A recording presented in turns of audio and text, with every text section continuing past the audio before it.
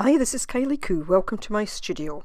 So, the prompt for this month in the Mixed Media Emporium is around altering things. So, whether it's clothing tags, other product tags, tins, food packaging, whatever.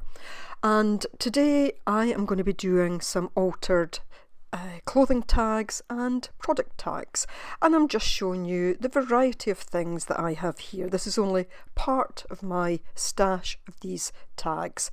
Some of them have nice designs on them already and I might just alter them a little bit. Others I might go over completely, and I've got a whole variety of things that I think can be used in different ways. I basically can't let a tag go. That Coca-Cola one I will keep as is. I wouldn't want to change that. So I'm not going to be able to do a whole load of these today because they do take a little while, but I've got 3 projects for you today that I am going to show you, and all I'm going to do now is to pick out a few that I can work on.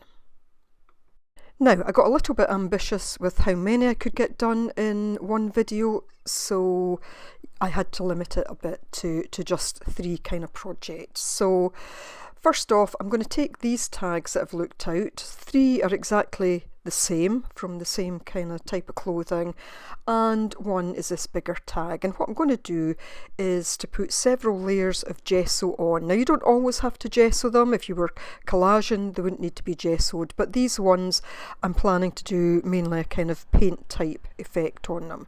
So just starting by putting a layer of gesso, and end up actually putting, I think it's 3 or 4 layers on them in total. And you'll see that's pretty much cleared out. I didn't do the back of that one, I did these. Where I dried it with the heat tool, a bit of the label underneath started to bubble up, but that was okay. So with this big tag, I'm actually going to take some modelling paste. This was a new one that I got because my other one was just about finished. It's a Pebeo, haven't used it before, so I was quite keen to see how that worked out. And I'm just taking this stencil from Snip Art. I'm just going to use a palette knife just to scrape the texture paste through it.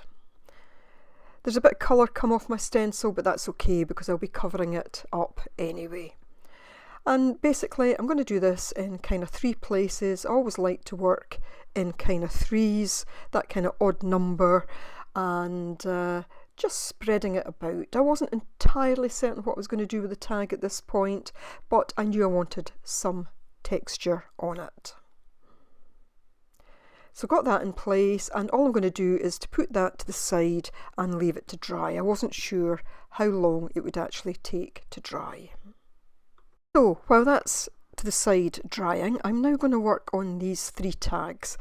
I've got this Naples yellow from Pebeo, a kind of turquoise, just a hobby craft, a green, lime green, and a couple other colours. I don't use the copper in the end, but I do use that Pebeo kind of pink colour. And all I want to do is to start to build up some colour on these 3 tags. Now, I'm not going to show you the whole process of me painting them because it did take a little while because I put on several layers. But basically I'm just using my finger and I'm starting to put some of that Naples yellow onto each card, spreading it out quite thin at this point because I want it to blend just a little bit at the edges when I put some of the colours on. But I'm also being careful to dry it in between certain layers, so I give it a quick dry at that point. I then move on to my next colour. So I'm next going to take I think it's yellow green it's called. I like this colour, it's a nice paint, it's probably one of my favourites, and I'm just going to start to fill in another bit of the white card here, just working it in. There was still a little bit of dampness to the first layer of paint, so it's blending ever so slightly. So just working that one in, and then again I will give it a dry.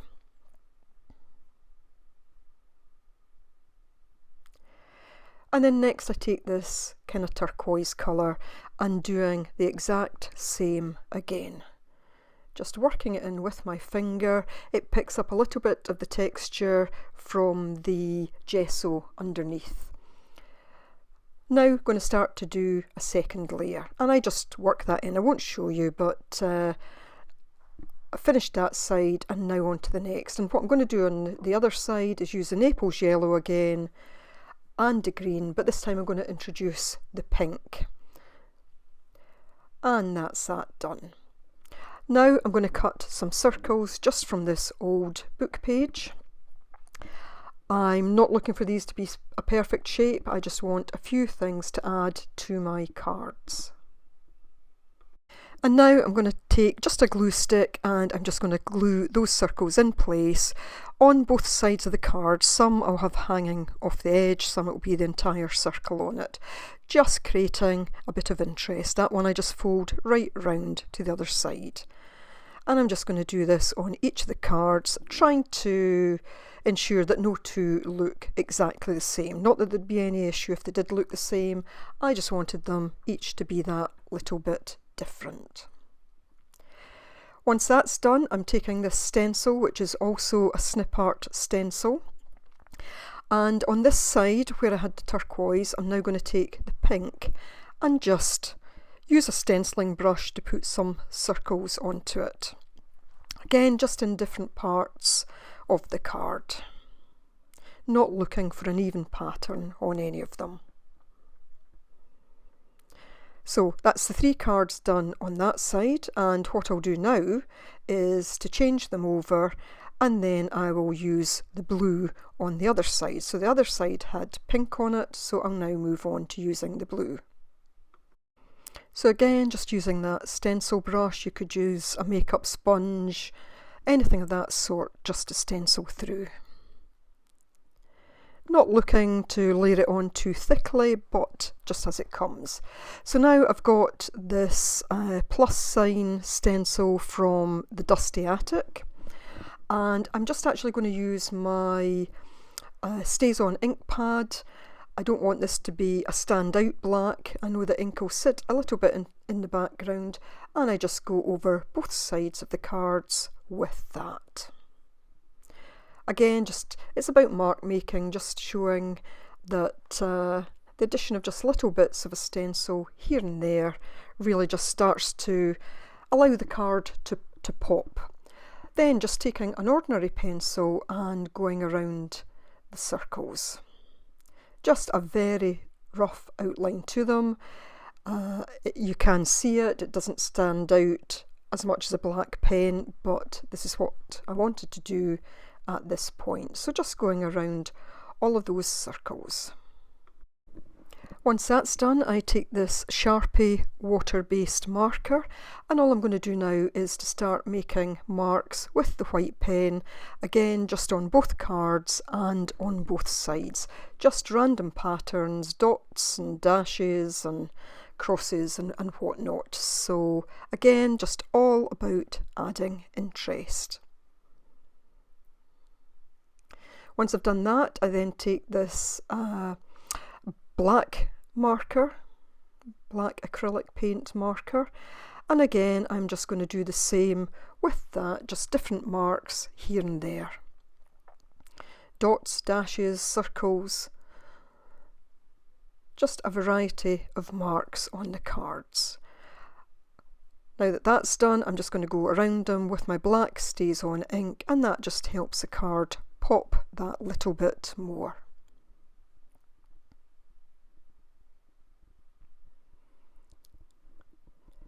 So at this point I'm just looking back at this marker. It's this tag, it's not fully dry, the texture paste still has a softness to it, but I want to do a bit of work on this because I know this will take time to dry. So I have these Pebeo Moon Fantasy paints. Now, not everybody's going to have these, but the reason I used these is because I bought these about 3 years ago and have never used them. So I thought, well, you know, on a tag that hasn't cost me any money really, why not just use this and just try this and see how it works out. You could do this type of thing with any paints at all. I just want to try this year to use things that I've bought and haven't used, and I really want to be using up a bit of my stash this year and using things up before I buy anything new. So the paint does need a bit of a stir just to make sure it's fully combined. So that's all I'm doing there, and putting on this kind of dark blue colour, and mainly putting that across the area where I have the texture piece. And just using a kind of variety of brush strokes, but also just dabbing it a little bit. And you know, I've absolutely no idea how this is going to turn out, so very much an experiment at this stage. Just wiping that off, getting as much off the back of my paintbrush as I can.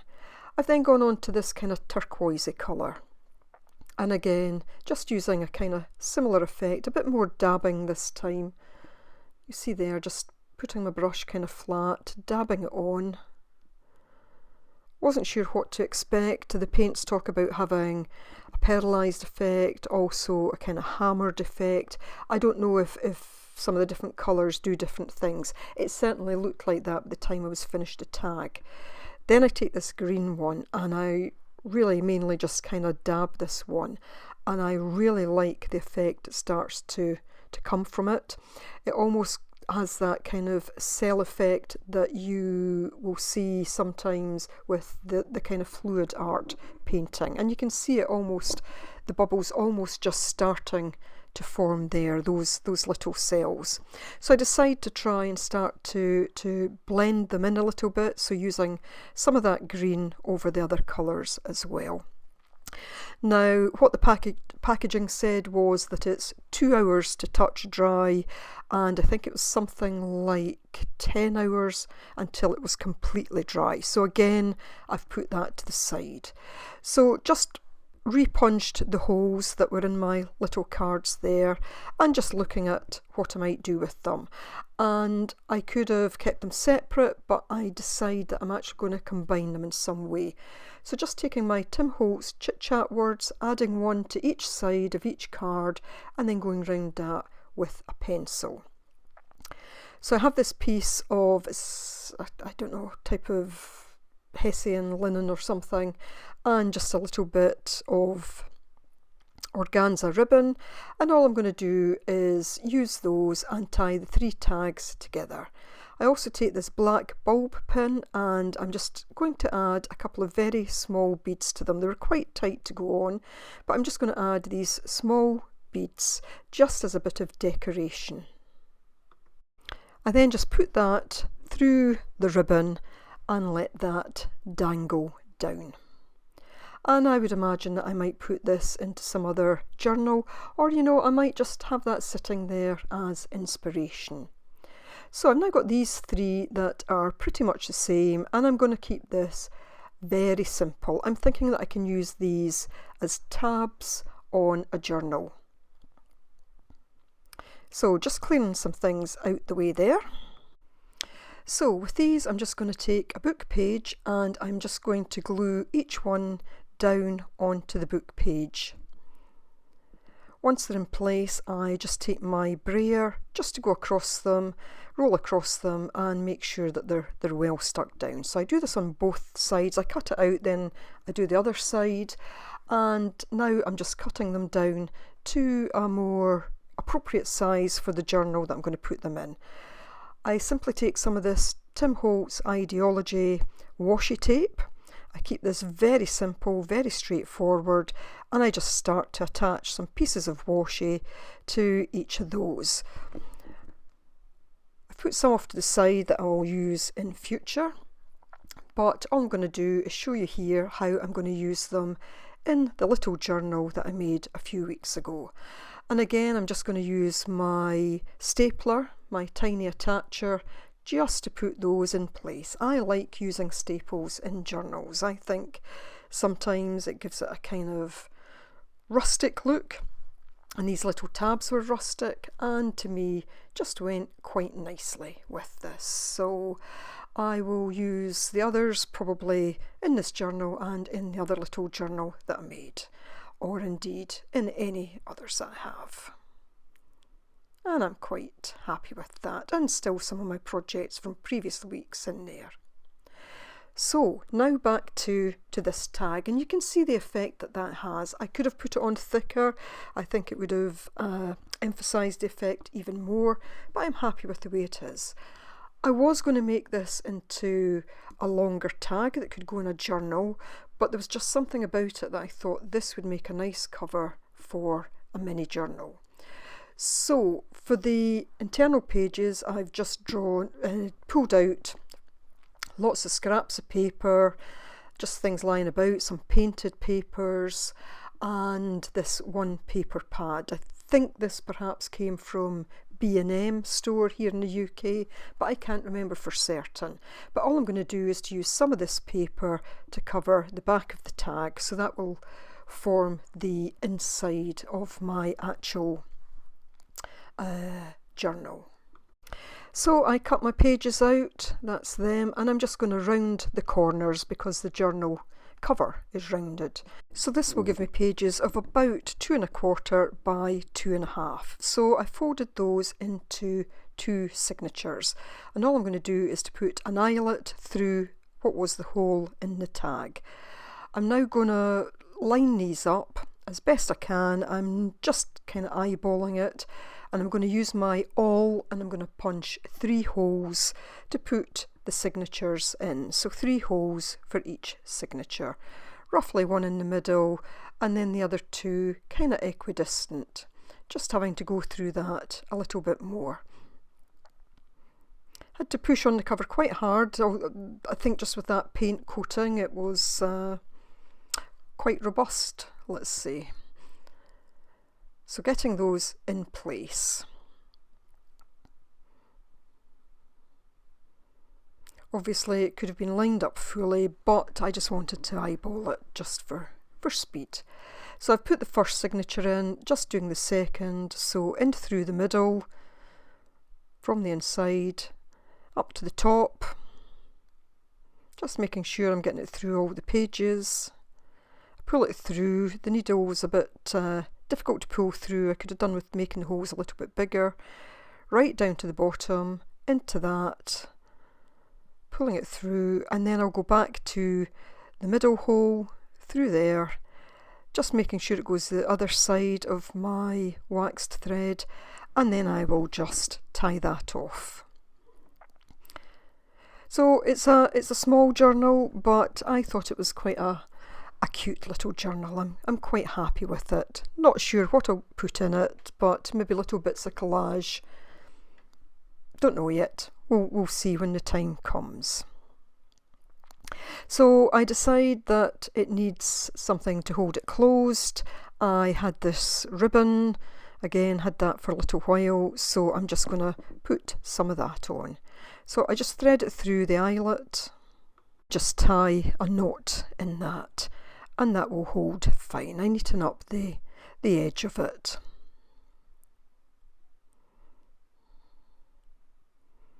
And that will wrap around a few times and will give sufficient so that as I put things into the journal and it expands, then that will allow it to do so. I did not put hard folds in the journal because I didn't want to damage the paint effect, and I just finished that off with another bulb pin and a little heart charm. So here we go. I'll just quickly show you these again. So my little rustic, very easy to make tabs that I will just use in this and various other journals. My 3 little same sized tags that I've just made into, I guess, a little booklet that will just sit around or go into a journal, and then this other little junk journal with the paint effect that I'm really quite happy with, and these papers just seem to go quite nicely in here, so a mix of that patterned paper but also of painty papers. So I do hope you enjoy this month's prompt, and check out Nina's video, which I will put a link to in the description box below. So as always, thanks so much for watching. Bye for now, and I hope to see you again next time. Bye!